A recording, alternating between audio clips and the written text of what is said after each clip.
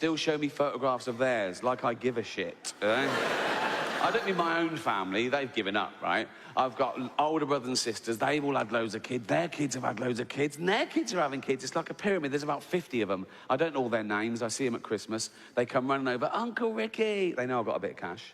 And they go through my pockets and fuck off. It's like being mugged by mice, right? No, I don't mean now, I mean strangers, right? So I can be busy, I can be working, I can be on the set of a TV show or film or something. I can be stressed, I can be producing it or directing it. And you get someone who comes in for one day, like he's got one line or a stunt man. They come over, they introduce themselves, and I go, oh yeah, good to have you, I'll be with you in a minute. Then they hover, right? And they say, busy? I go, yeah, yes, yeah. I go, oh, you working the weekend? Not filming, but I'll be in the edit or something. So yeah, and they go, oh, taking my youngest to ballet lessons. Oh, great, great. Yeah, she's 8. No. I got a photograph of her here. I want to go, oh, you know what? Show me if she goes missing.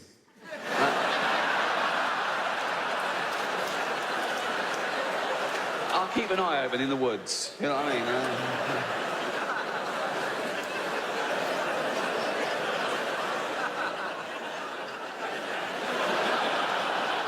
But you've got to go through the whole polite rigmarole. You've got to go, oh, she's beautiful. Yeah. It's got to be that long. Too short and it's awkward. They know. You go, yeah, right. Oh. Too long and it's like, oh.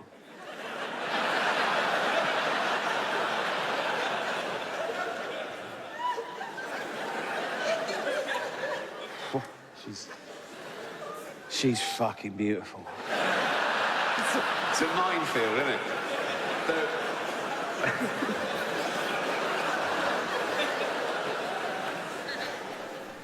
I'm not out of touch, but I am spoiled.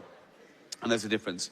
I'm not out of touch. I didn't have any money till I was 40. I got the same family and friends, same values. But I am spoiled because opportunity and privilege spoils you. And it doesn't take much, right? I'll give you an example. Right, first time I started making it in America, the next time we flew, we were met at the plane by a bloke in a suit and a thing, and he just walked us past the queue like that and straight out the other side, right? And the first time it happens, you're sort of horrified. You're going, oh, my God, everyone's looking at me and pretending to be late. Oh, God, a baseball cap. Oh, God. Next time we flew, I went, where's that bloke who walks us through? I'm not fucking queuing, right? It's quick, right? And whenever I fly to the States, I've got a place there, but I'm always working, right? So someone else is paying, right? So I go first class, BA. Oh, it doesn't get any better. Even if I was paying my own way, I'd still go first class, but Jane would probably be in coach. Right? It's 10 grand a pop. She's, yeah, that new Planet of the Apes movie's on. She'd love that. She'd be happy, right? But when someone else is paying, I say, Jane, get up here with me, right? Front 2 seats. Oh, they board us early. We're on the plane about 15 minutes before anyone else. It's, oh, my God. They bring around these snacks, these, like, warmed, caramelized nuts in a bowl, right? Champagne. It's great. It's like a little day off for me. No phone or anything. It's like a little holiday flying to the States, right? I could do without the safety video. That's always a bit of a downer, right? And totally pointless. If you go into the side of a mountain at 500 miles an hour, the brace position does fuck all. Imagine if that worked, right? You're going down, right? The flames smash, you go, I'll try it, right? You do that, ball of flames, you wake up, everyone's dead, except you go, fucking hell, that's amazing. That is...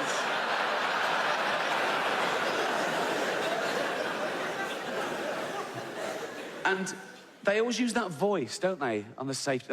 They always use that voice, that calming, hypnotic voice. Like, nothing bad will happen. They're saying horrendous things, but they're trying to make you think, nothing bad will happen, because I'm using this voice, so don't worry about it, right? They say things like, in the event of the plane landing on water, it smashes the fuck to bits, right? They don't say that. They say, in the event of the plane landing on water, your life jacket is equipped with a whistle. A fucking whistle.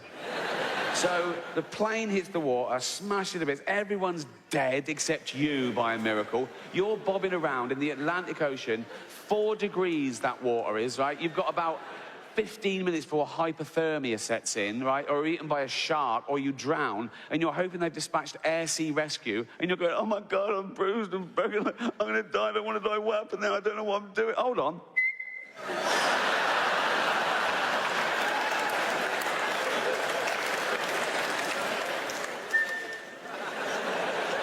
I mean, air sea rescue. Now, I don't know if you've ever been in a helicopter. Of course you haven't, right? But they're fucking loud, right? It's like having your head in a washing machine. You have to wear earplugs and then ear defenders. Your teeth rattle. It's like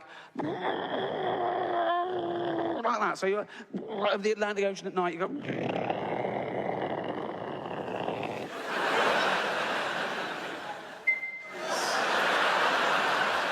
Never gonna happen. It's never gonna happen.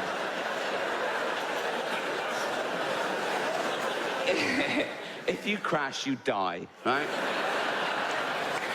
But apart from that, it's brilliant. Right, so I was flying Heathrow to JFK just before Christmas, right? Boarded us early on the plane. She comes round, oh, champagne in a wine glass, like you like it, Miss Gervais. I go, thank you. She goes off, I go, excuse me, got any of them warm nuts? Right? She went, oh, we're not handing out nuts on this flight. There's a lady getting on who's so allergic that even someone else eating nuts in the vicinity would cause her to have a fatal reaction. I went, oh my God. She went, yeah. I said, oh, of course, yeah. I was fuming. I mean, what's that got to do with me? Why can't I eat nuts just because fucking this woman will die, right? Nuts. I mean, how has she lived this long? If walking by a nut kills you, if being just near a nut, how has she never been near a nut before?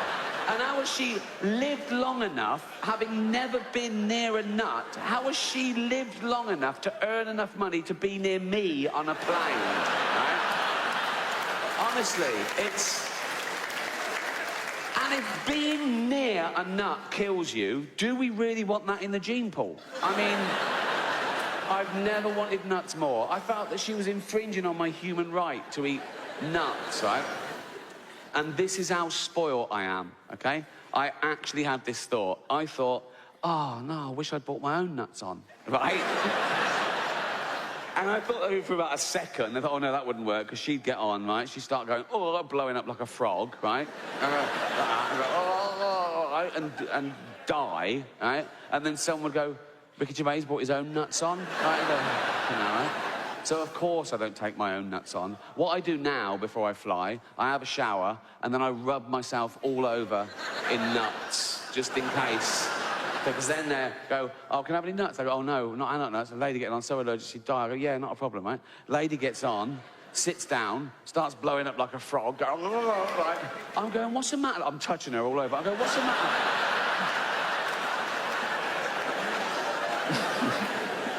What's the matter, love? And she goes, oh, nuts, right? And dies, and I go, who's been eating nuts? I get off scot-free. So I got to America, I went on a chat show, right? Tonight Show with Jimmy Fallon, right? And I told that story, the whole thing, right? And went well, audience laughed, great, went out, fine. Next day on Twitter, outrage. And by outrage, I literally mean one person going, how dare you, right? Right, this woman had seen that. She was like, I saw you on Jimmy Fallon, it was disgusting, making fun of nut, and my daughter's nut intolerant, how dare you, children die. I'm going, oh my God, who's this one? And she's tweeted me about 15 times. She starts atting NBC and Jimmy Fallon. I'm going, why is she stirring up trouble? How many followers? 23, ignore it, don't worry about it. Right? And you know when you're being told off and they use your own silly words against you, like a teacher going, what, you find so-and-so funny? And because the teacher's really angry, right? Yes, you do find that thing funny, whatever they... She said, would you find it funny if my daughter blew up like a frog? Yeah, because you saying that, yes. If you said that at the funeral, I would, yes, yeah. So, right, and then someone else gets involved, Ohio Mums Against Nuts, right? And... she does a blog, right, and they're talking to each other, and she puts me in her blog about how disgusting I am, how many children die, and all this sort of stuff. One of them even filmed her little girl, right, and put it on YouTube and sent me the link, and I opened the link. It was a sweet little girl, about 7 years old, and she just went, dear Miss Gervais, I have a fatal nut allergy. Delete. Not my problem, right? Ignore, ignore, ignore, right? But then one of them said something that reeled me in, just because I'm this self-professed Twitter police, right? Try and explain to someone every day what freedom of speech means, particularly in the context of comedy, and particularly in the context of a joke, that a joke about a bad thing isn't as bad as the bad thing. It's not even necessarily condoning the bad thing. It could be anti the bad thing. It depends on the actual joke. And this woman said, you should never make jokes about food allergies. I should have left it, right? I sent back, I make jokes about AIDS, cancer, famine, and the Holocaust, right? And you're telling me I should never joke about food allergies. She sent back, yes, but the Holocaust didn't kill children. Well, it did, didn't it? It was horrible, the Holocaust. Some would say as bad as food allergies. Didn't kill children. Jesus. It did kill children. Oh my God, Hitler killed 12 million people, many of them children. Hitler, I've just got to say, Hitler, you couldn't make him up. He is the worst human being to ever walk the face of the earth. He's a crazy, evil, racist, narcissistic serial killer. Just terrible. But if I was throwing a dinner party and I'd been slaving all day over a hot stove, right? And I was getting everything ready, right? And there was one place left, and I had to either invite Hitler or that little girl with food allergies.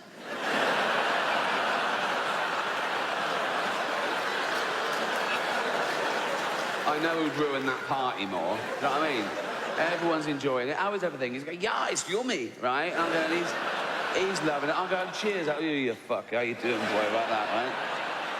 She's going, I can't eat that. Oh, fucking hell, I'll get you something. Who wants Ferrero Rocher? Me! Right? I can't eat them. Oh, fuck off home, right?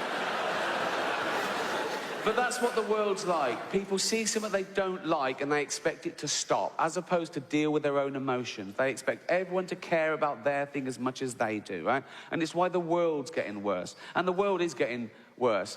Don't get me wrong, I think I've lived for the best 50 years of humanity.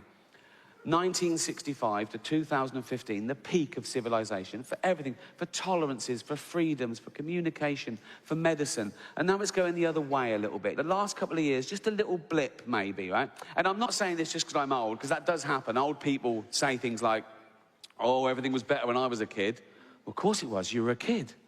Everything's better when you're a kid, right? Being old is the shit bit. Whatever's happening in the world, being old is the...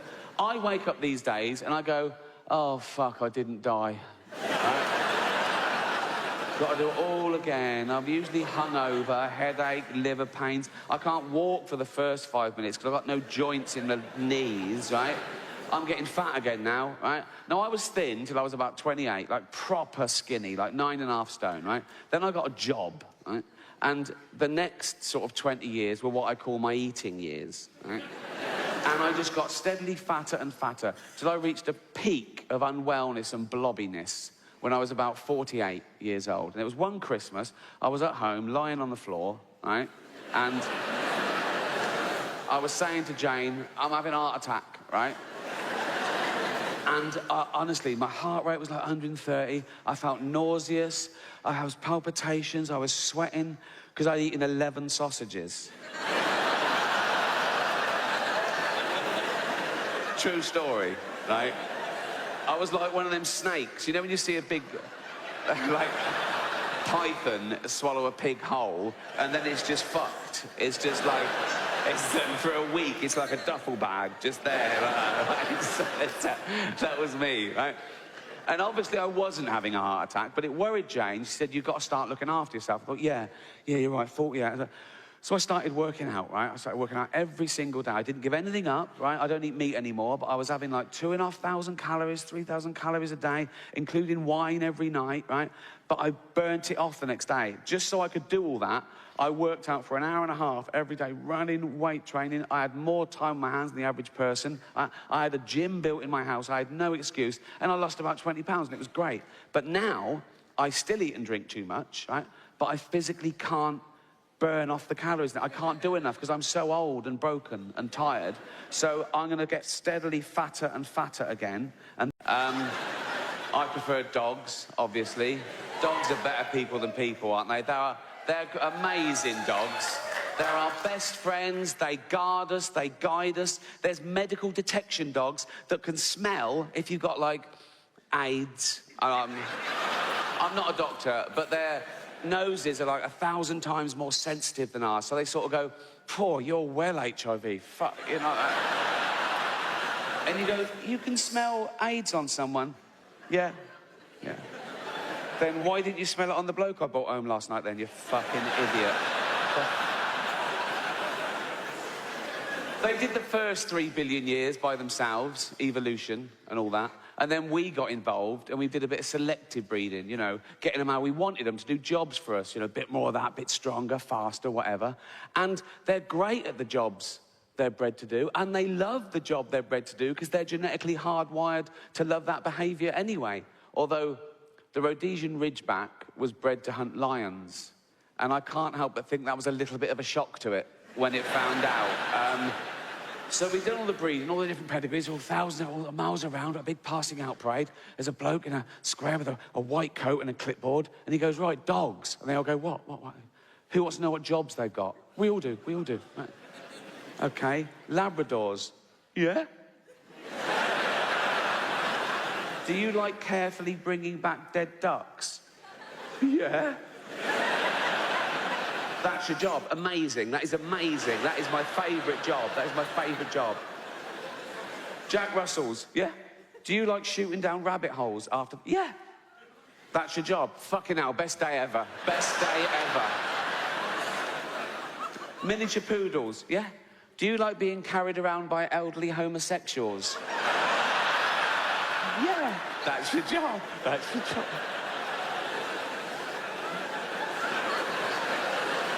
Ridgebacks. Yo. You're hunting lions. What?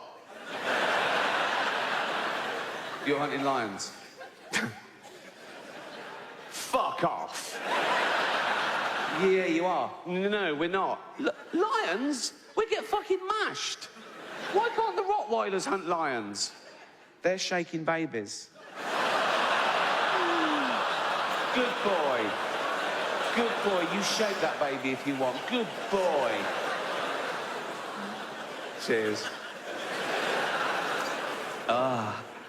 So yeah, this is my first new stand-up show for 7 years, if you don't count the Golden Globes. Which you shouldn't. The Golden Globes, very different. Oh, God, different vibe. 200 million people watching around the world. And it's live, you know, big thrill. But with that many people watching, there comes a bit of stick. Everyone's different. Everyone's a blogger. Everyone goes, "I was offended." Oh. Why? He said an horrible thing. We said loads of horrible things. Yeah, but that was a thing that I care about. And that's the thing about offence, isn't it? It's about feelings, and feelings are personal. I don't care about the so-called backlash, you know, comedian in hot water. Ooh, you know. But my girlfriend Jane, she does worry a bit, and she reads things. Oh, why are they? What have you said? Why? I go, don't worry about it. They're not coming to the house. Fuck them. So I wind her up. I pretend I'm going to say much worse things than I ever would. You know. Think of that. I have to make up worse jokes than I actually... just to scare my girlfriend. So when I'm doing the Golden Globes, we go out about a week before. It's in LA. We fly out, right? And I'm writing jokes as the ceremony approaches. And, you know, they release sort of more presenters. And I take my pick. I go, "Oh, yeah, I've got a good intro for them. Yeah, I'll do. Yeah. Mel Gibson. Yeah, I'll introduce him. Yes." And about 3 days before this last one, right, just to wind Jane up, I said, "Oh, I've got a good intro." She went, "What?" I said, Bill Cosby would make our next presenter sleep on the couch. Please welcome Helen Mirren." I didn't do it. I didn't do it. She went, "You're not going to do it?" I said, no, I'm not going to do that. Next day, I got her again. I said, "Is this too much then?" I said, "Not even Bill Cosby carries enough tranquilizer to bring down this next magnificent beast. Please welcome Melissa McCarthy." I didn't do it. I would never...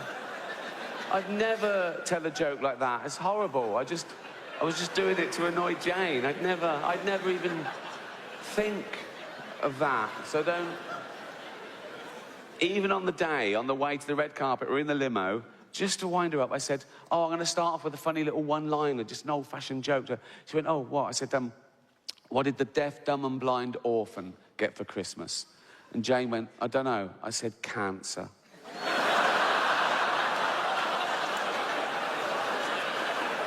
I didn't do it. So you're getting offended at a joke that doesn't exist. So I'd never say that in public. So to anyone who mattered. Anyway, so don't...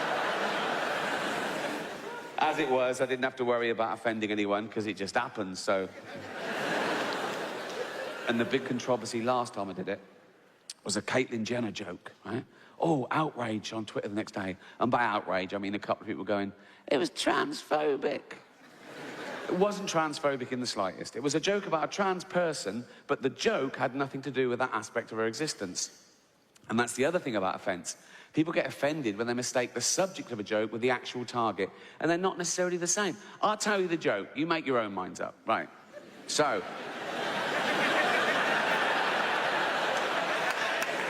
It's live, so they go, and now your host for the 68th Annual Golden Globe Awards, please welcome Ricky Gervais. They come on, and they're all clapping, all the actors are looking up, smiling at me nervously. It's brilliant, right? So I just go, relax, I'm going to be nice tonight. I've changed. Not as much as Bruce Jenner, obviously.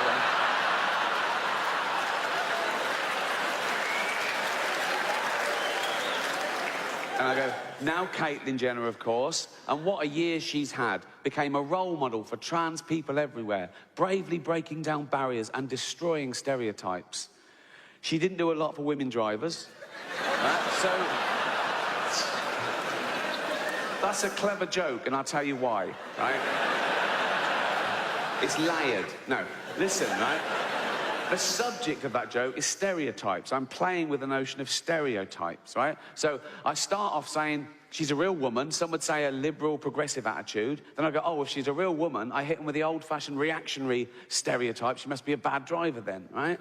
And the target of the joke is a celebrity killing someone in their car.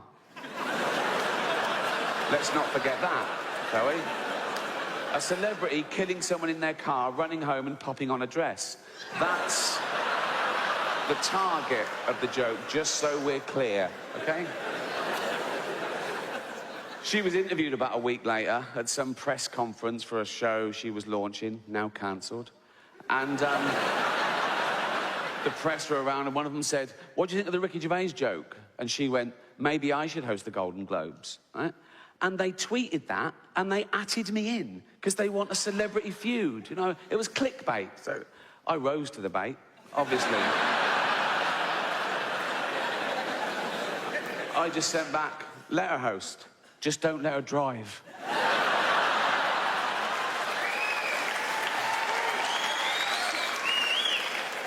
Another website that was in the room, Entertainment Weekly, they tweeted a different headline, and they atted me in as well. And their headline was, Caitlyn finally breaks silence over Ricky Gervais.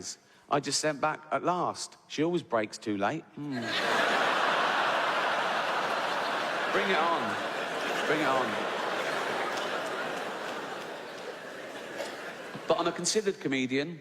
I like my jokes to be accurate and my targets to be fair. So I was engaging these people. I was saying, why is it transphobic? And they were saying, it's about a trans person. I said, well, that's ridiculous. That's like saying a joke about Bill Cosby is automatically racist. It depends on the joke. But I was talking to them, I'm willing to learn, and I found out my crime was that I dead-named her. Now, I'd never heard that term, you know, before a day after the Golden Globes, and that was saying her old name, and even acknowledging that she used to be a man. But she did.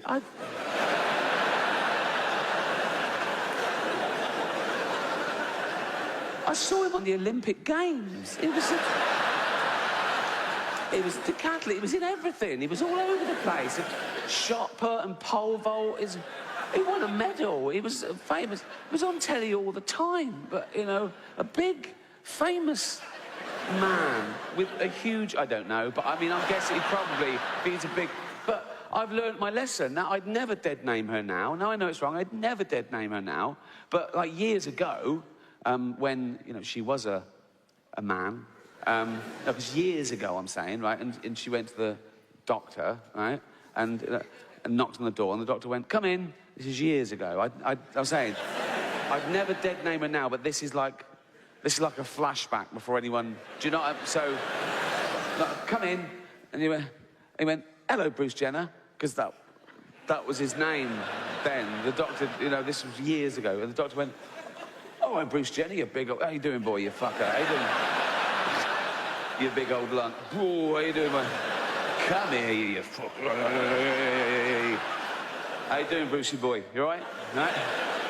And Bruce Jenner, because that was his name, this is years ago, right? So Bruce Jenner went, yeah, not too bad, doctor, yeah. Not too bad, right? And so, what can I do for you, Bruce? You fucker. How you doing, boy? And Bruce Jenner went, because that was his name. Bruce Jenner went, look at that. And the doctor went, oh, come on, Bruce Jenner, you know the rules. He uses his whole name every time for some reason, I don't know why. Come on, Bruce Jenner, you fucker, you know the rules. You can't bring your big old pole vaulting pole in here, mate, you know. And Bruce Jenner went, no, that's not my pole vaulting pole, that's my enormous penis. And I thought, oh, right, yeah, seeing as it is your penis, you can bring it in here. But you should have left your shot puts outside. And Bruce Jenner went, that was his name for 58 years, I think.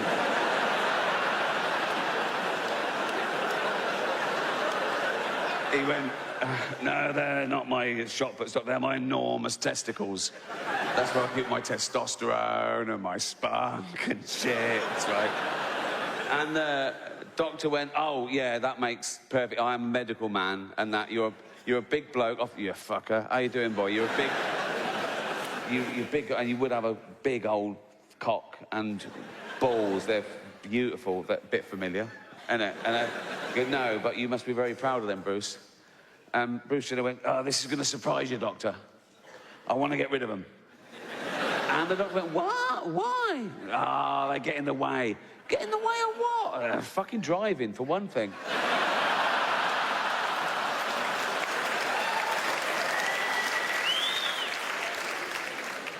So I'm engaging these people, and I'm saying, but I had to say her old name because that gets me into the joke. I say, I've changed, not as much as Bruce Jenner, and then I do the actual joke. I went, no, this is my second crime. I say, she hasn't changed, right? She's always been a woman because she's always identified as a woman, and that means she's a woman.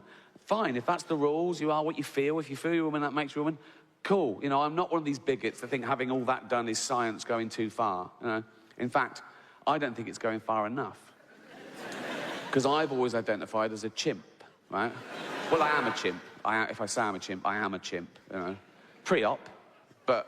and don't ever dead name me. Don't ever call me Ricky Gervais again. From now on, you call me Bobo.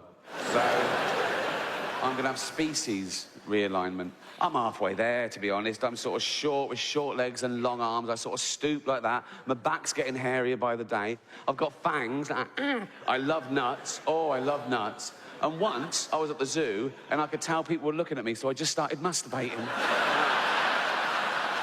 So, I am a chimp, right?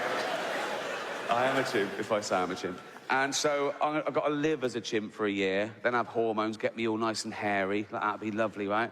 I'm going to stay a male chimp, so I can keep all that, right? A male heterosexual chimp, keep the same girlfriend.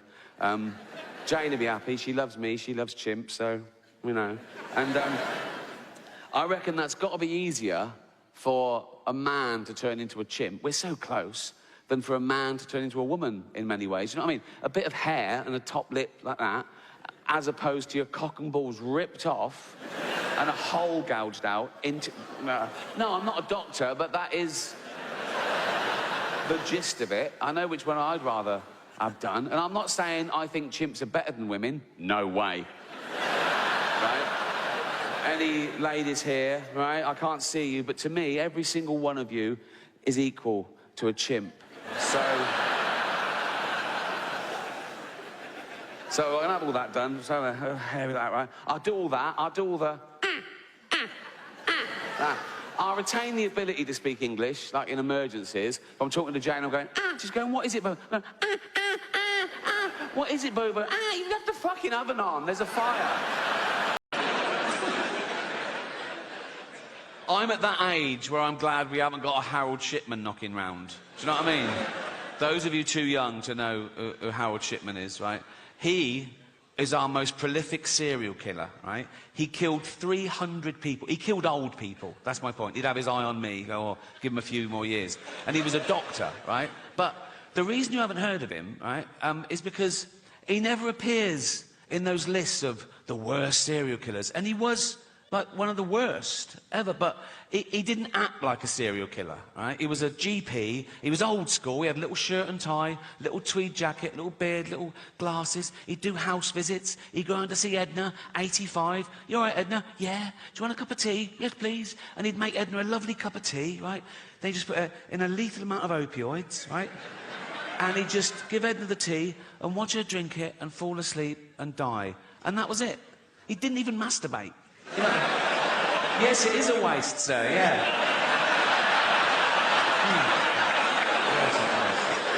Yes, and, they reckon he got the idea when he was a little lad, Harold Shipman, little Harold Shipman. He watched his mum dying of lung cancer, being given morphine, and somewhat triggered him. He thought, I'll grow up, become a doctor, and I'll do this. I don't know whether it means that he liked the way the morphine got his mum out of pain, so these were like mercy killings, like, you know, reliving the kindness. Or the opposite, he was jealous of old people who lived longer than his mum should have, so he was punishing them. I don't know, doesn't matter. Actually, it does matter, because if you can really understand why someone does something like that, you might spot the signs in the future and stop a crime before it happens, you know. I always think that when there's a school shooting in America, right, it's usually some emo, right, who goes into a kindergarten, kills about 30 toddlers, turns the gun on himself, right? And all the eyewitnesses, they always say the same thing. They go, oh, he was a loner, he sat at the back, he was shy, he was bullied. Let's round those cunts up now. Do you know what I mean? It's like, go into a school, see who the bully's smashing up, right? Go, I'll take it from here, mate, thank you, right? And drag that little dweeb off to Borstal or jail or so. Go to the bully, go and find another one. You know what I mean? He's doing a great job, but we need more. But they're beating up future child killers.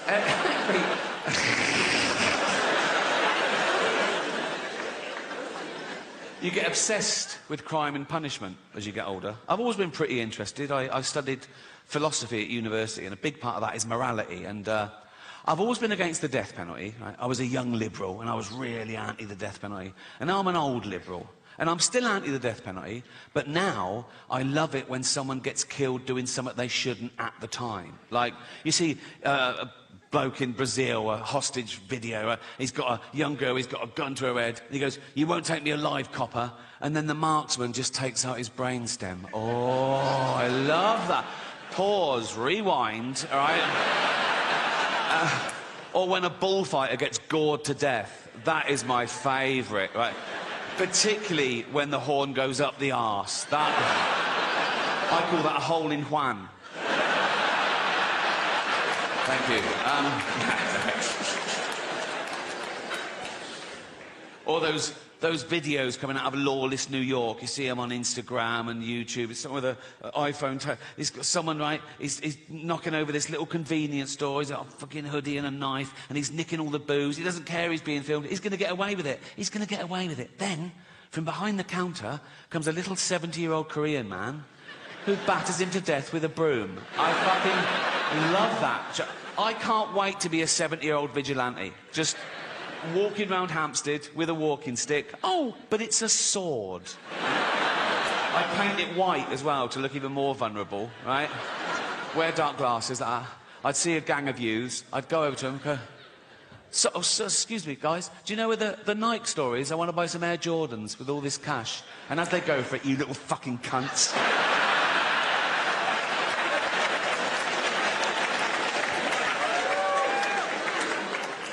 But the death penalty is not like that, is it? It's not in self-defence, it's not in the heat of the moment. It's cold, justice, you know? Don't matter what you've done, you could have murdered people, you know? You stand trial, they find you guilty, they put you on death row, sometimes for 10, 15 years, which seems unnecessarily cruel, and then they murder you in front of witnesses. And it's from the Bible. An eye for an eye, a tooth for a tooth. The state says you murdered someone, so we're going to murder you. But if you rape and murder someone, you still only just get murdered. That's a loophole, isn't it? That's like... That smacks of misogyny to me. That's like the judge going, the rape was free, but we're going to... You know what I mean? Just once, I want the judge to go, right, you raped and murdered someone, so you're going to be taken from here to a place where you'll be hung by the neck and raped. What, at the same time? Yes, yes. We've got loads of volunteers with dildos, right? So he sort of goes down, fuck off. Fuck off. Okay, he's dead. Yeah, I know.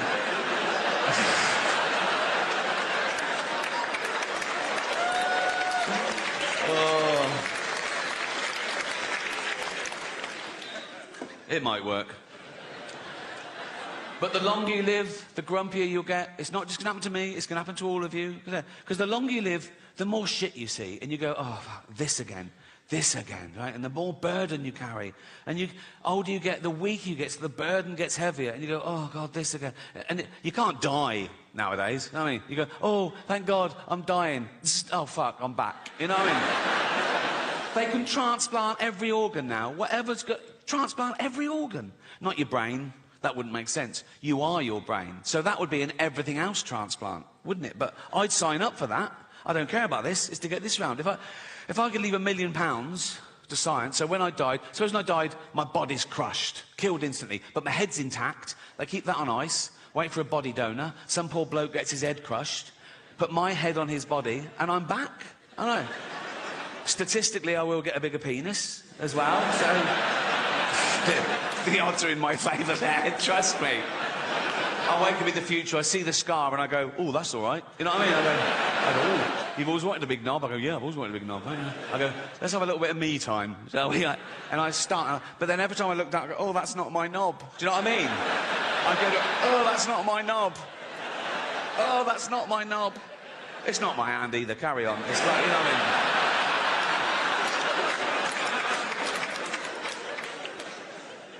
I was doing an interview a while ago. I don't think the journalist liked me. He asked me this question. I thought it was rude, right? So I gave a fake answer, right? He said, so what have you got planned for your funeral? And I went, I want to be fed to the lions at London Zoo. He went, really? I went, yeah. I want the zookeeper to take up my big, fat, dead, naked, bloated body in a wheelbarrow, right?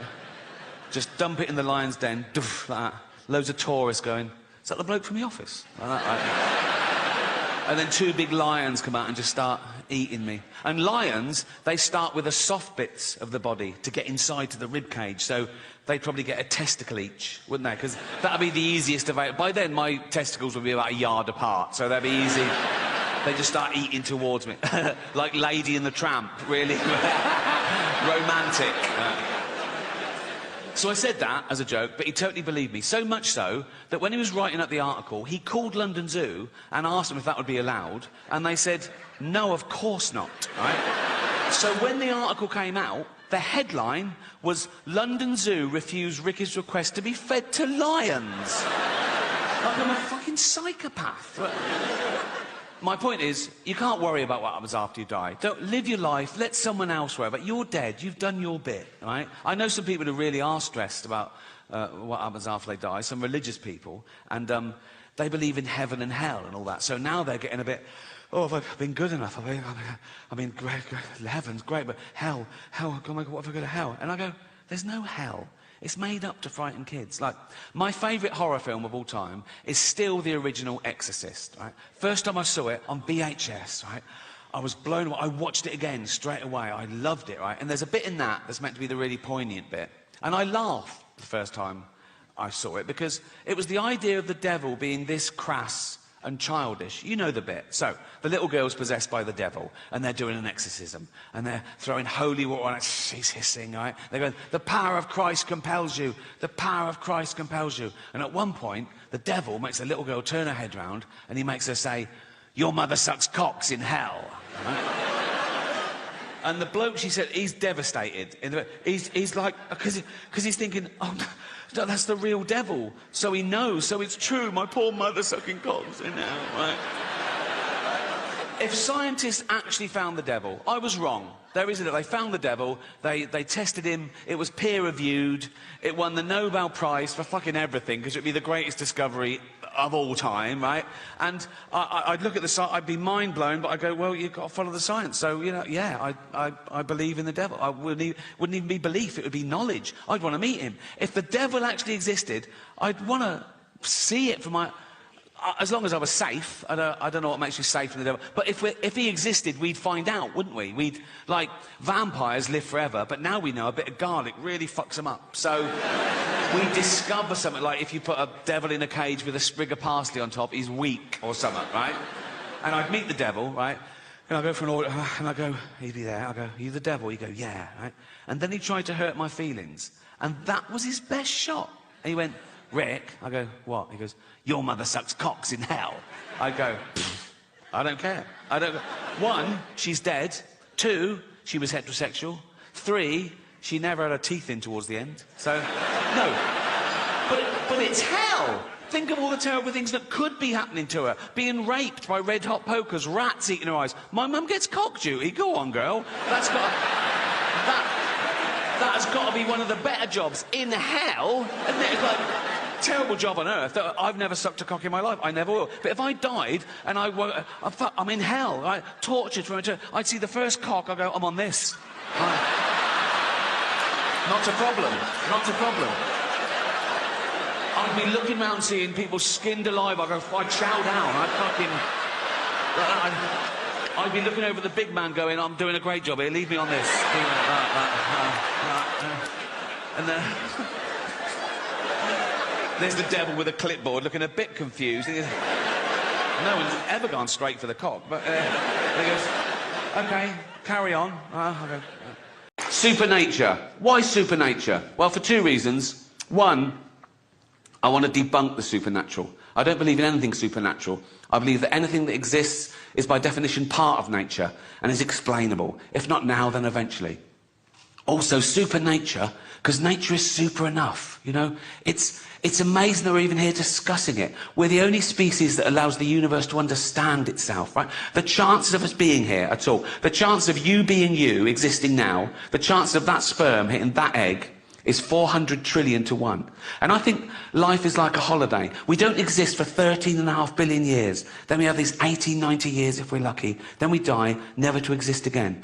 And some people are even offended by that. They go, you can't say that. It can't be chance. It's too good. Someone must have made it all. And, you know, I'm too special. I can't just not exist. I'll live again. I'll go to heaven. I'll be with my friends and family. Or I'll come back as a spirit and I'll walk amongst you. Or I'll be reincarnated. I'll come back as someone else. That'd just be someone else. That's all that's happened. You're not involved. That is just someone else, right? Many people believe in reincarnation, of course. Some people even claim they remember who they were in a previous life. There's a society in America, of course, in California, of course, right? And they remember who they were in a previous life. And they're always someone pretty special in their previous life. Not so much in the life they've got now, right? But I saw a documentary about it, and every year they have a come as you were party, where they go dressed as the person they were in history. 2 Napoleons. So, at least one of them is fucking lying. No reincarnation. No ghosts. Have you seen all the ghost hunter shows? Oh my God, hundreds of ghost hunter shows. Years and years. Celebrity ghost hunter. All around the world. Thousands and thousands of hours of footage. They've never seen a fucking ghost. Not what? It's all like, oh, what was that? Was it that I was just the... No, not the... What, did you hear that? Was it just... Oh, was it you? Oh, no. Imagine if wildlife programmes were like that. Imagine watching David Attenborough all these years, and everybody goes, here, on Kilimanjaro, we see the... Oh, no.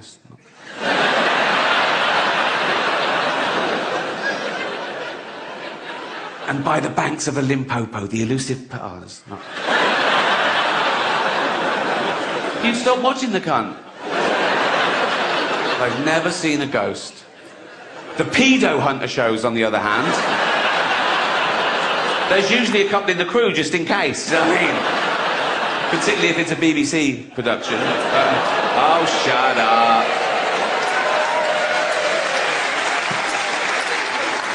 There's no reincarnation, no ghost, no heaven, I believe. People can't get over that. People quiz me on Twitter when they find out I'm an atheist. They go, what, you don't believe in God at all? I go, no. Do you pray? I go, no. They go, why don't you pray just in case there's a God? And I say, why do you put garlic over your door just in case there's a Dracula? Right? And I've got no problem with praying, you know? I know loads of nice Christians and Muslims and Jews, and if one of my family is very ill, they always say, oh, I'll pray for them. And I always say, oh, thanks very much, because it's a nice gesture. If they said, oh, we also cancelled the chemotherapy, I go, don't do that, don't do that. Pray, fill your boots, son, but let's do the praying and the chemotherapy, shall we? Because that's the same result as just the chemotherapy. So let's definitely keep that one, shall we? I got in trouble talking about praying on Twitter once. Do you remember a few years ago that terrible disaster in Oklahoma, the hurricane? People lost their lives and their livelihood, and I donated to the Red Cross, and I tweeted about it with a link saying you can donate here too, trying to help them with their drive. And one of those sort of frivolous entertainment magazines from America, their account tweeted this thing. It really annoyed me. They tweeted, Beyonce and Rihanna send prayers to Oklahoma. And I tweeted back going, oh, I feel like a cunt, I only sent money.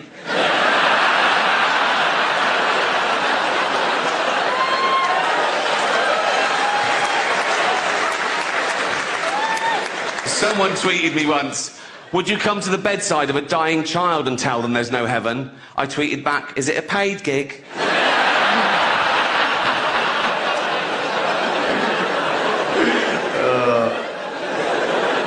I don't care whether you believe or not, what you believe in, who you pray to. Doesn't affect me. I just think that nature is super enough, you know? I don't think we need angels and unicorns. We've got the fucking octopus. That actually exists. 8 legs, 9 brains, 3 hearts and a beak. Make your fucking mind up. What are you doing? The duck-billed platypus, a monotreme. When scientists first found that, they thought it was a hoax, because it produces eggs and milk. It could make its own custard. It doesn't, but it could. It could. It definitely could. But even though we know the chances of us existing at all are astronomical and our life is so short, we waste so much of it worrying about stuff, worrying about things that might never happen, worrying about things that won't matter in a week, let alone a year or 10 years. I'm terrible. I worry. I'm a worrier. I lay awake at night thinking, oh, what if, and all that. And I hate being stressed. So I try and rule stress out of my life, which is really stressful.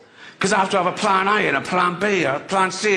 And if I do all my work, I'm at home, I go, right, militant, no work, just relax, right? Just a glass of wine, just relax, right? If someone comes through the door, I'm like, what the fuck's that, right? It's usually money. Right. And Jane, my girlfriend, she's like, come, let's have a look, shall we? Come. She tries to calm me down. I've been with Jane now nearly 40 years, right? And we've, thank you. And we've always had cats, because Jane read early days that a cat will make you live longer, de-stress you, stops you having a heart attack and stroke if you're wound up. She was basically trying to save my life to get... So we got cats. We always had cats, right? I think it works. Like, if I'm really stressed, I go, where's the cat, right? right. First thing, wake up, wake up. What? So, no, and I stroke the cat, and I'm thinking, oh, I'm stressed. Oh, look, she's so unstressed, right? And I think, oh, that's unfair, and that stresses me out a little bit, because I've got the weight of the world on my shoulders. She's got nothing, no conscience, no guilt. You'll never see a cat feeling guilty. You will never go into a room and see a cat like that. That's fucking... You go, what's the matter? What's the matter? Yeah, all the fucking shit in there, that's what's the matter, mate. Like what? Like that bloody mouse I killed. Probably had a family, didn't it? I didn't have to torture it first. They don't give a fuck. If a cat was big enough, it would kill you and eat you, right? They're the opposite to dogs, right? Yeah, this sums up the difference between cats and dogs once and for all, right? The cat has got a barbed penis. True, Google it. Careful. Right, but a barbed penis, right? 2 reasons. One, it holds the female in place during mating, so it slides in easy, and it goes, oh, run. Oh, you can't.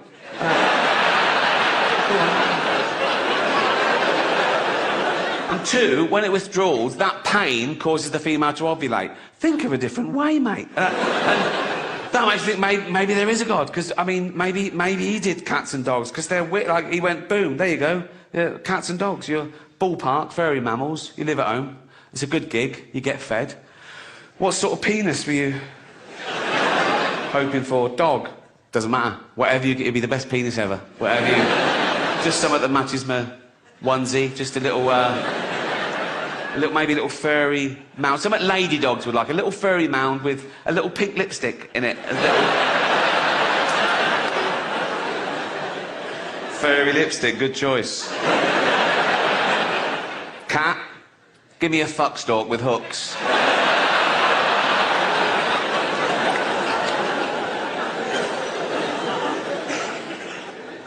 The cat is the only animal that domesticated itself. True. Just wandered into civilization about 10,000 years ago and went, meow, feed me, right? And they made the meow up for us. They don't do that in the feral state. They go, meow. They learned that and it works. My cat goes, meow, I let my cat do anything it wants. They sleep when it wants, they go where it wants. If we get a parcel in the post, if I undo it, right, and if she gets in the box, I can't throw it away. Right, we've got about 17 all over the mansion. And if we're watching telly, me and Jane, if it gets in our lap, we think, oh, that's such a privilege, we don't move. Even if we need a wee, we don't want to disturb it. The other one gets the drinks all night, you know, And people say to me, you spoil that cat. I go, yeah, I do. It's a cat. It's not a person. What's the worst that can happen if you spoil a cat? Do you know what I mean? It doesn't grow up to be fucking Boris Johnson. It is... No, I don't get political. Although he is out of his depth. I mean, he started off by saying women in burqas look like post boxes. Now, it's not up to Boris Johnson what a Muslim woman wears on her face. It's up to her husband.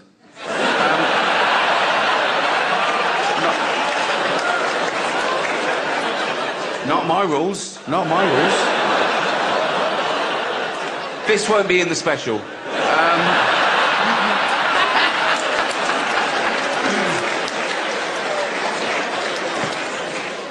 Edit. Yeah, cats, aren't they?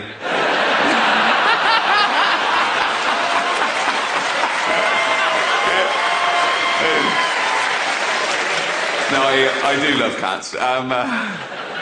I really love dogs. We haven't got a dog because we travel too much usually, but wherever we are in the world, whether in New York or London, we go for a walk every day just to meet dogs. In Central Park or Hampstead Heath, I know about 200 dogs by name now, and you always meet a few of your little friends, and it sets me up for the day. It's like my fucking heroin, right? And if you meet a brand new dog, you go, hello, he's never met you before, right? And if you're nice to it, it's suddenly your best, it'd do anything for you. You go, do you need a kidney? They are amazing, dogs. That makes me laugh, that sign people still put on the house, beware of the dog. That makes me want to go in the house to meet it. So, if you want to keep me out of your house, put up a sign that says, I don't know, beware of the AIDS, you know? Hello. Hello. Thank you. Shush, thank you very much. Shush, no. Shush. Thank you, but shut the fuck up. No fucking whooping or just laugh. But shush. Everyone calm down. Shush. Shush. I'm filming this. Shut up, you cunts.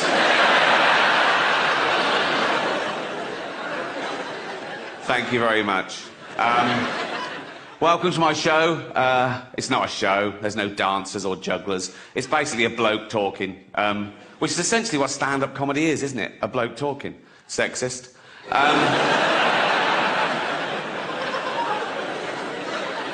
What about all the funny female comedians? Like, No, right. No. I'm not doing that. Okay, right. That was irony, okay? There's going to be a bit of that throughout the show. See if you can spot it, okay? Now, that's when I say something I don't really mean for comic effect, and you as an audience, you laugh at the wrong thing because you know what the right thing is. It's a way of satirising attitudes. Like that first joke, I used the old-fashioned sexist trope that women aren't funny. Now, in real life, I know there are loads of funny women. Like, I did it again, well spotted, good. No, but there are. Dame Edna Everage. She's...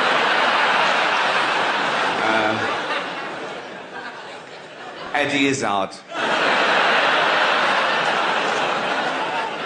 She's brilliant, isn't she?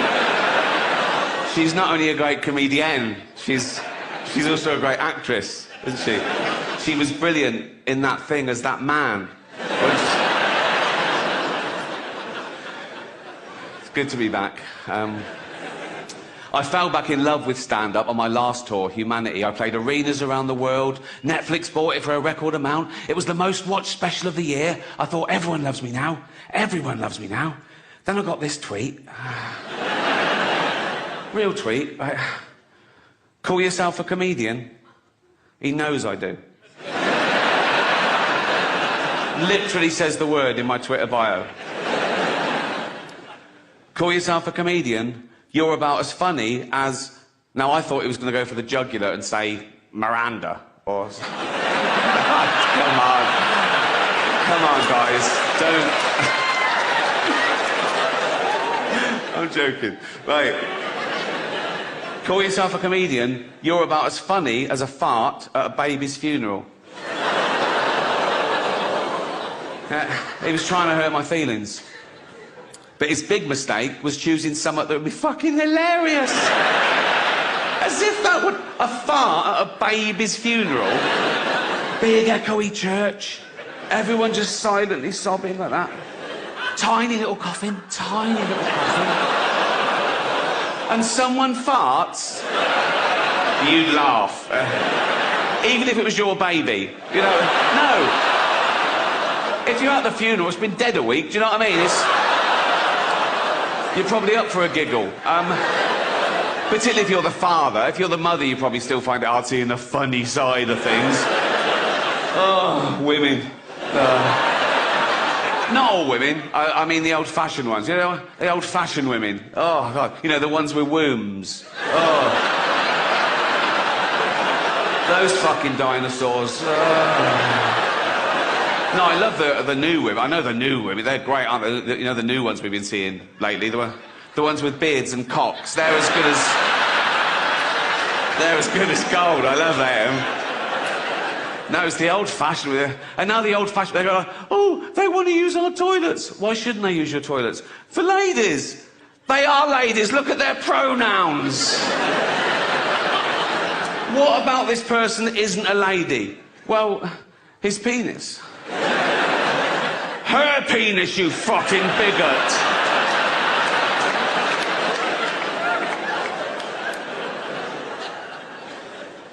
What if he rapes me? What if she rapes you? You fucking turf whore.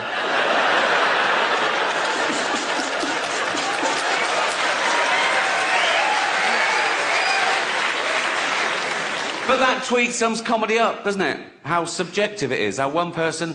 Some people can find them hilarious, some people find them the least funny person in the world. And when someone says to me about another comedian, they say, oh, they're not funny. Even if I agree with them, I stand up and I say, well, you can't say that. You've got to say, you don't find them funny, you know. And I hate it when people say, that joke was offensive. I gotta say, no, you've got to say, you found it offensive. Because it's all about feelings, and feelings are personal. And there's loads of types of comedy, and comedy evolves, you know. There's a new type of comedy at the moment called woke comedy, right?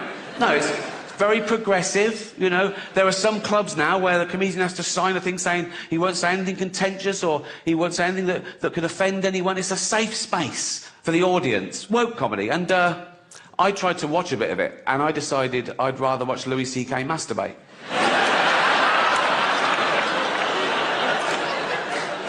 Can't mention him anymore. He's cancelled. Not enough to apologise and move on. You've got to... Like poor Kevin Hart. See, Kevin Hart, he got the job hosting the Oscars. It was his best day ever. He was on Twitter going, oh, I've wanted to do this all my life, right? And then someone found these 10-year-old tweets, right? That they were sort of childish, sort of shitty, homophobic tweets. It was about his son. He was mucking around. He said, oh, my son's doing so-and-so. I hope he's not gay. There was a massive backlash. He went, oh, sorry, I'm not homophobic, really sorry. He deleted them, right, and said, I'm really sorry. 10 years later, someone finds a screen grab and goes, look, he's done this. Oh, big. The Oscars go, oh, you got to apologise again. He went, no, I've apologised. I can't keep apologising. And he's right. If there's no value to saying sorry and evolving, he might as well just tweet him again. Right? That's how I deal with shit. Anyway. But if you're the type of person to revel in someone getting cancelled for something they said 10 years ago, you're just ensuring that one day you'll be cancelled for something you said today. You can't predict what will be offensive in the future. You don't know who the dominant mob will be. You know, like, the worst thing you can say today, get you cancelled on Twitter, death threats, whatever, the worst thing you can say today is, women don't have penises, right? Now, no one saw that coming. There are no 10-year-old tweets of people saying...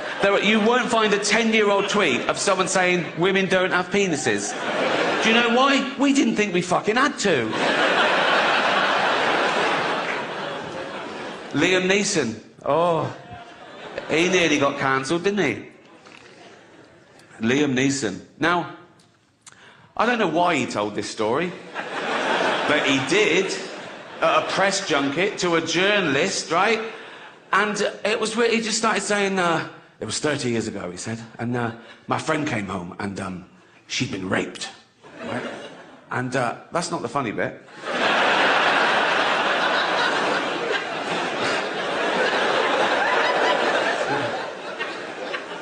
He said, she'd been raped. I said, what did the guy look like? He said he was a black guy. He said, so I got my cosh and I went out looking for the first black guy. He said, nothing happened. I came to my senses, right? But the weird thing about that story is, who has a cosh? But it was touch and go. They cancelled the premiere that night because of the backlash and that people wanted the film to be deleted. And I get it. Some people can't separate the art form with the artist's personal life. Now, I know Liam. I've worked with him. He's a lovely man. He's definitely not racist. But when that broke, even I was like, oh, will I ever be able to find Schindler's List funny again?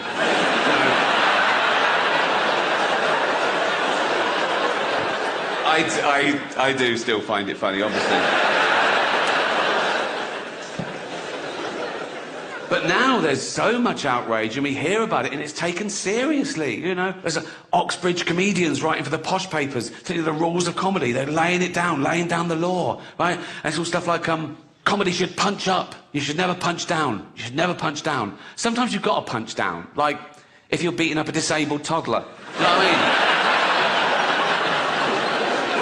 If you punch up, you'll miss the little cunt and he'll win, you know. I like that joke because it highlights the difference between metaphorical punching down in jokes and actual punching down. But people nowadays want you to believe that words are actual violence, right? Now, you laughed at a joke about beating up a disabled toddler. No one got hurt. If I'd have actually dragged out a disabled toddler and started beating him up, you would laugh, right? That's why I dropped that bit. But these people are virtue signalling. They're trying to bring people down to raise their own status. And they say it's because, no, we're protecting minorities. Like, they're basically saying minorities haven't got a sense of humour, which is so patronising. And I get that as well, to what it's like to be outnumbered. In this country, we're still only 5% black, 5% Asian, 5% LGBTQ, you know, tiny numbers. Now, I'm a white, heterosexual multi-millionaire, right?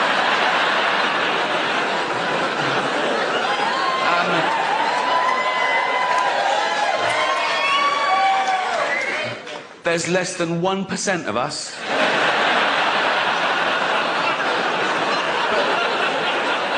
Do I whine? No.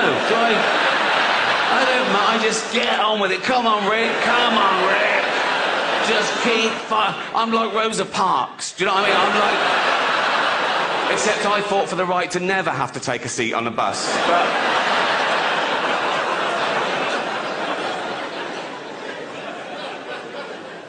Just people complain about things they don't have to watch. It doesn't affect them, you know. And again, everyone's got the right to be offended and complain, but they've got to know that we're not trying to offend. That's not our aim. You know, we're trying to make you laugh. We're trying to give you a good time. And yeah, here's the deal, right? So I riff. If I say something tonight that's so offensive, so off that you've never heard anything so fucking off the charts in your life, right?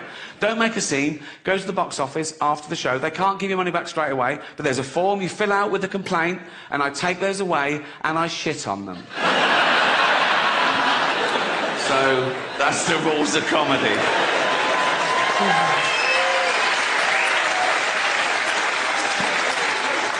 What if you then went, I mean, I did have you down for ironing. I go, fuck.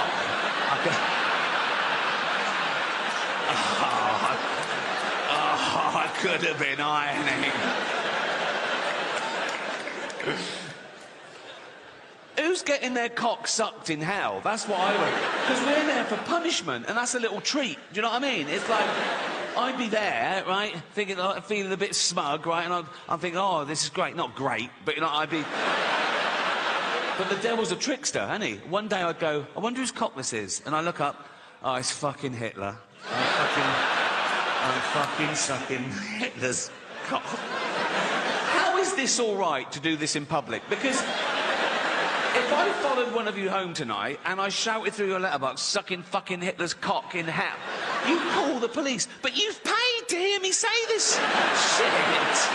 Fuck you that. Oh.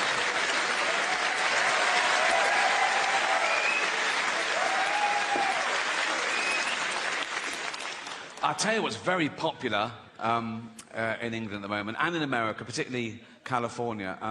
Mental illness. Oh, it's taken off. It's taken off a trip. When I was at school, you were either thick or clever, normal or mental, right? Now there's like 1,000 new mentals, right? And it used to be a stigma. They go, I'm not mental. Now people go, I'm mental. You know what I mean? They want to, I'm mental. It's like everyone I know in media is ADHD. They go, I'm ADHD. I'm ADHD. Yeah, so I'm ADHD. Take the test. Yeah, I took the test 5 times, passed it on the 5th. Oh, well done. Right? And it's like, I'm writing a song about it, I'm writing a poem about it, I'm writing a book about it. Oh, well, yeah. And they brag about it, they put it in their CV, and in their, it's got disorder. When did we start bragging about having a disorder? 20 years ago, you wouldn't have got given a business card, and it said Ron Pike, anal warts. You know, just keep it to yourself, no one cares. Right? I think the new pandemic amongst the youth is going to be fear and anxiety, because now we've had a whole generation who grew up with social media. Instant gratification doesn't build character. They're not socialised properly. They can't deal face-to-face with people because they're used to hiding behind an identity and an avatar, and now they've got teachers and parents enabling their mental illness as opposed to trying to snap them out of it. And now they fear the thing they once loved. They're worried about the internet and AI. Young people are really worried about artificial intelligence. And I say this about AI. If it starts becoming a burden, switch it off, right? Like we did Nan.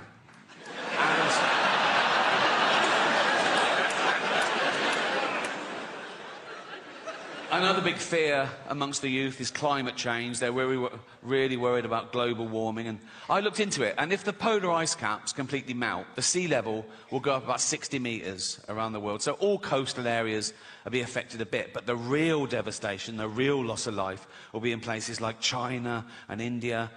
So relax. It's fine. But we all suffer from a bit of mental illness. We're all on the spectrum, aren't we? We've all got a little bit of OCD or anxiety or whatever. Like I'm a hypochondriac, right? Every morning I wake up and I think, right, what's wrong? Like, I go, what's that? Is that wasn't there yesterday? That was, what's that? What's that? And I Google it. I think, what?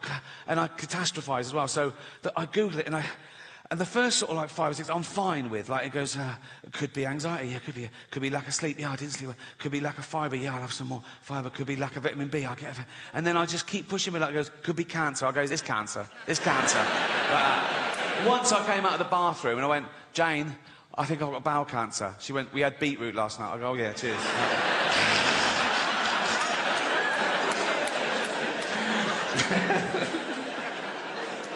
I want to end with a couple of true stories, if I may. And as I said, I think this is my most honest and confessional show so far. So I want to talk about something I haven't talked about before, and that's to give you a glimpse behind the curtain of the Golden Globes. Right? And thank you. I last hosted the Golden Globes in 2020. It was the 5th time over a 10-year period, and I liked them more and more, and the last one was my favourite, because the world changed in that 10 years. You know, like the first time I hosted them in, like, 2010, the press of America, they hated me. Right? Who was this annoying Brit insulting the most important people on the planet? By the last time I hosted, they were like, yeah, go on, fuck them. Fuck them, right? Because ordinary people had got sick and tired of being lectured by these multi-millionaire, nothing wrong with that, these liberal elite entertainers telling them how to vote and how to recycle, when everyone knew they were getting free jet rides to Pedo Island. So it really hit the zeitgeist. But it was always the same deal. Whenever they said, do you want to host? I said, yeah, I'll host. I said, but I'm going to write all my own jokes, which is unheard of, apparently. I said, I'm going to write all my own jokes, and I'm not going to rehearse, so you can't hear the jokes beforehand, you can't cancel any. And they let me do that. I did have to show a lawyer the jokes about an hour before to make sure I hadn't broken any laws, and I never had, because I know the law. Sometimes the lawyer would go, are you sure you want to say that? Right? And I go, is it legal? They go, yep, technically. I go, let's do it. Right? I've never had a joke stopped by the Golden Globes. That says something about them, to be fair, right? So, anyway, thank you. This last time, they said, oh, you've got to see the lawyer the day before now. I went, OK, great. So I was driven to the Beverly Hills Centre, and they're all setting up, right? And the photos of the A-listers are all in their chairs. I go, oh, there's Brad, there's Leo, there's Bob, oh, this one. And this big guard showed me to this room, and he opened the door, and he shut it behind me. And I looked, and there were suddenly 10 lawyers in suits. It was usually like this middle-aged woman in a jumper, right? And I thought, what the fuck's happened? I think, oh, is it because it's my last time and they're just making sure I don't say anything? Right? And they were there, and I went, hi. They went, hi. I said, shall I do the monologue? They went, please. Tough crowd. Right? So I had the monologue, right, and I was sort of going through, it was like 7 or 8 minutes long. So I was doing the jokes, and after each joke I sort of looked up, and they were sort of going, making notes like that. A couple of the younger ones were going, like that, right? And I got to the end, and I went, that's it. And they went, good. I went, oh, great. I went, yeah. And then the head lawyer, he was about 60 years old, he had, like, white hair. He went, oh, yes, there was one thing. Now, I did this joke, I don't know if you remember. It went, the world got to see James Corden as a fat pussy. He was also in the movie Cats, but no one saw that. And it goes on, at one point I go, but Dame Judi Dench said it was the role she was born to play, because she loves nothing better than plonking herself down on the carpet, lifting her back leg, and licking her own minge. Right? So, this lawyer went, he said, this is all true, by the way. He went, when you say James Corden is a fat pussy, that's just referring to his role in Cats, right? I went, yeah. Yeah, definitely. And he went, OK, great. I thought, this is easy. I went, call yourself a lawyer, right? And that was it. And I went, have a great show. And I left. And as I was leaving, I saw one of the other lawyers lean in and show this head lawyer his iPhone. And the head lawyer went, oh, yeah. He went, oh, sorry, Ricky, can you come back a minute? Right, so I'm there. I went, yeah. So he had the phone there. They'd looked up the word minge. I thought I'd gotten away with it, right? So it's now like I'm getting told off. And the head lawyer said, now it says here that the word minge is a derogatory term for female genitalia. I went, well, yeah, it's a slang word for vagina in England. You don't even use it here, do you? He went, no, we don't, but we got around the world, and with due diligence, now we know it's derogatory, we'll have to bleep that word live. I went, don't bleep the word, like, because people at home won't know what I've said. It'll ruin the... I said, it's literally the punchline. He said, if it's derogatory, I have to... I said, well, what word could I use that you wouldn't bleep? And he went, well, you could say vagina. I went, I'm not saying vagina, right? Anything funny about it. It's so clinical. I was thinking, Judi Dench at home going, why is he talking about my actual vagina, right? I said, minge isn't like that. It's like, it's not so specific, because vagina's so where's your vagina? There, right? Where's your minge? There. It's like... Then one of the younger lawyers went, what about box? I went, I'm not fucking saying box, mate, right? So much for looking at your own box. Right? I said, minge is perfect. I said, people won't know what... If they're American, they won't know it. I said, it's not offensive. It's like... I said, kids use the word in England. Right? They weren't having it. So I said, what about flange? Right? So they looked up the word flange, right? And he went, well, that'd just be confusing, because in America, a flange is a part of a sink unit. I went, oh, well, I said, please let me say minge and don't bleep it. I was really rooting for minge, right? It was like 12 Angry Men. I go, no one's leaving till I can say minge, right? And after about 10 minutes, I wore them down. Whatever, said, that won't work. So I was going, please, I said, I'll write them. You won't get any complaints and all this sort of... And eventually, the head lawyer went, OK, you can say minge. I went, and you won't bleep it? He went, no, we won't bleep it. I went, you promise? He went, yes. And I left. I knew they would. And they fucking did, right? So, when I said minge, I pointed.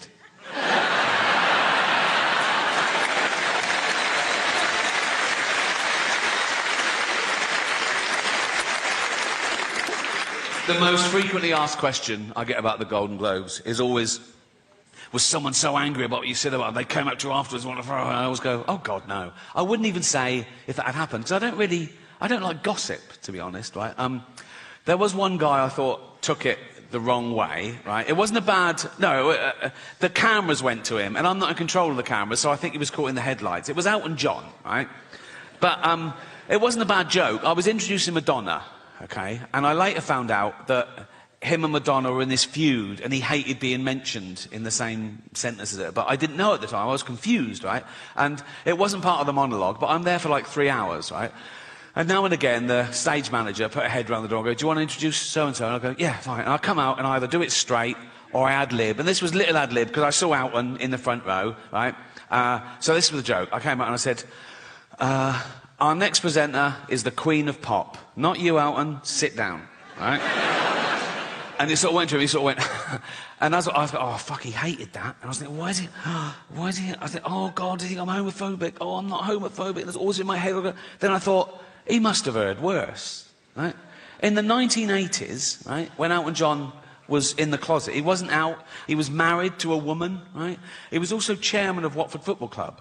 And he and his then wife would go along and watch Watford play, and the entire crowd would sing, "Don't bend down when Elton's around, or you might get a willy up your arse." Which puts my little quip into perspective, doesn't it? I don't know how football fans know how to start at the right time in the same key. Do they hand out sheet music before a fucking... We're doing Willy up the arse in C. Jeff's doing a solo. It's like... And what they usually do, they get a traditional tune so everyone knows it, and they change the lyrics. Some genius changes the lyrics, right, to be as offensive about someone or something or somewhere or whatever, right? So the tune they used to use, I remember it, it was that old Cockney knees-up song. My old man said, follow the van and don't dilly-dally on the way. Do you know that one? Remember the term dilly-dally? They use it very creatively in their version, right? So this was their lyric. It was the 80s. It's not politically correct. I apologise. But they're football hooligans. What are you going to do, right? So let's analyse their genius lyrics, right? This is what they used to sing. Don't bend down when Elton's around, or you might get a willy up your arse. I mean, you might. Not necessarily his, but, you know, like mathematicians amongst you would have to go, yeah, there's a slight... Like, if 1,000 people bent down when Elton was around, one of them might randomly... Someone might come off a bicycle and go, sorry, like that, and they oh, fuck, and the scientists will go, one. Do you know what I mean? There's a slight... Also... When Elton's around, that's ambiguous. That could fit, like, you could have two gentlemen having anal sex in a hotel room, right? And then the next day they find out that Elton John was staying in the next room. They go, oh, I got a willy up the arse when Elton was around, you know? I'll give them that, anyway. Don't bend down when Elton's around, or you might get a willy up your arse. He has the nerve to call us dear. We all know he's a fucking quill. Sorry, right? And it goes... He dallies and dillies. They've reversed it. Why? He dallies and dillies. He plays with people's willies. Again, I don't know what play with means in this context. It could be like, wow. It could be anything, couldn't it? Wow. I thought you were going to suck it. No. He dallies and dillies. He plays with people's willies. He's up every arse in town. I'd stop him there. I'd go, no, you know, that is provably false. He's not up every arse in town, is he? We can prove that. Right there. Look, take a small town. Take Watford. 120,000 people. He is not up 120,000 arses, is it? I mean, half of them are women, so 60,000 tops, right? And I don't think he's been up 60,000. And if he has, good luck to him, but that's not my point. This is my point, right?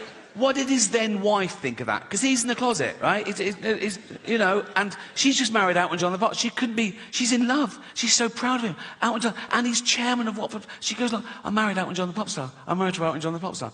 And then the entire crowd sing, don't bend down when Elton's around or you might get a willy up your arse. She must have gone, why are they singing that, Elton? And he goes, I don't fucking know. Watch the game. You know what I mean? It must have been awkward. Well, that's nearly it for me, but I've just, I said earlier, I've never had a joke stopped by the Golden Globes, and that is absolutely true, but I've just remembered a joke that I stopped myself, because I bottled it a bit, and I think I was being overcautious. I want to share it with you, right? So, I got the chance to introduce Jason Momoa. Do you know who Jason Momoa is? Yeah, right? So I thought the meta joke would be to show my hypocrisy and my cowardice. Like, I'm okay to slag off actors, who's scared of actors, but when it comes to a big dude, right, I'm not so brave. So I was going to go, I've got nothing bad to say about our next presenter, because he's got a cock like a baby's arm, right? And I told my mate I was going to do that, and my mate went, do you think people think that's racist? I went, why is it racist? He went, well, because he's a person of colour, and I went, no, but it's nothing to do with that. It's to do with the fact that he's so big that he'd probably have a cock like a baby's arm, right? So I didn't do it. And I had a great follow-up as well. I'll tell you the whole thing. This is the whole thing. This is what I was going to do, right? Right. I'll go out and go, I've got nothing bad to say about our next presenter because he's got a cock like a baby's arm. Unlike Peter Dinklage, who's got an arm like a baby's cock.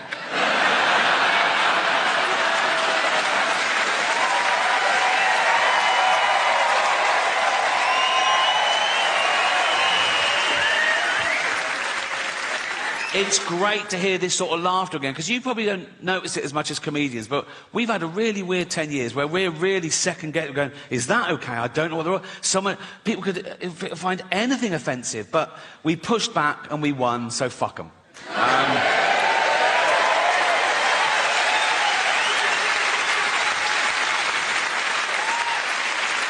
Until the next time. They haven't gone away, they're just licking their wounds. They'll be back with something madder, and... but remember who it is next time, right? It's always like these sort of educated, middle-class, privileged, elitist sort of people telling ordinary working-class people what they can and can't do and say and laugh, not realising how important comedy is to ordinary people. Like, when I was a kid growing up in Reading with nothing, right, humour was like a lifesaver. It was like a superpower, right?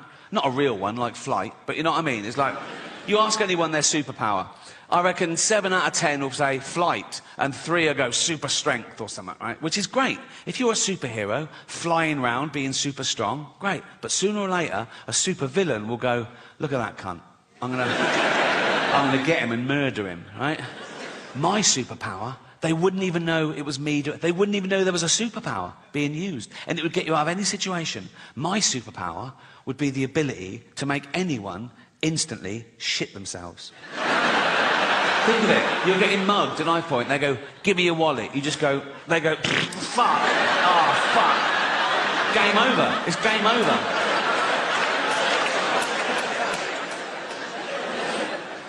That's another thing I'm very proud of. I can honestly say, in almost 64 years, I have never shat myself once. So, no, don't... No. No! Right. Yeah. Oh, why do you like London so much, Rick? Because you get a round of applause for not shitting yourself. Right. But that's the next phase now, eh? I reckon it's the next 10 years that I will. But as of now, my arsehole has never let me down. Very underrated, the human arsehole. Everyone goes, oh, the human brain, the greatest computer known to man. All the human liver can regenerate itself. Your arsehole is working 24/7. Even when you're asleep, it's like that. You're not coming out. You're not coming out. You're not coming out. No. You're not coming out. And you're not coming in.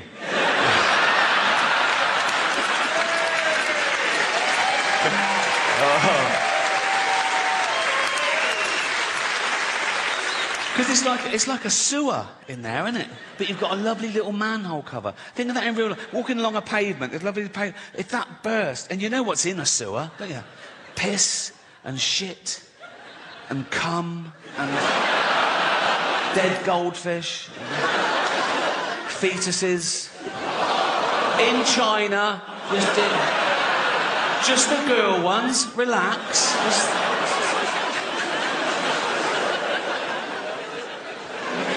I'm at that age now as well, because I'm in entertainment. People say, oh, you can have a facelift. I go, no. Have you seen facelifts? They're still just that. Like that, you know what I mean? You go to the doctor, and the doctor goes, do you want to look old or Chinese? You know, it's like, nothing wrong with looking Chinese, if you're Chinese. If you're not Chinese, it's a bit weird. It's offensive. Why is that allowed? You're not allowed to black up. Why can you do that? Maybe there are terms and conditions to make sure you're never that racist. Like the doctor goes, right, we've done the eyes, but never leave the house in a little lampshade, because...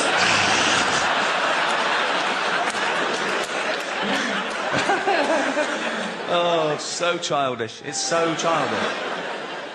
But I hope you agree it was a positive show. It wasn't about death, it was about life. And some people are so worried about dying, they forget to live. And some people are so scared to do something. Oh, no, that's dangerous, that's dangerous. All the most fun things are dangerous. Roads are dangerous. Alcohol is dangerous. Alcohol is a poison. I should know. I sell it. Dutch barn. Right? So, yes. Right. Alcohol gives you brain disease, liver disease, kidney disease, heart disease, mental illness, but it does loosen you up at parties. So... think of all the babies born through alcohol, yeah. Many of them deformed if the mother carried on drinking. But the good thing about being born deformed is, you... Hear me out. The good thing about being born deformed is you can start drinking at a much younger age and no one gives you... Do you know what I mean? You see a normal kid drinking, you go, you little bastard. You see a deformed kid drinking, you go, yeah, go on. You know what I mean? You know what I mean. You're 8 or 9, you've had 27 painful operations, you've met Ollie Murs, have a drink, you know. Well, as you can see, I've run out of quality material. But you've been absolutely amazing. Thank you and good night.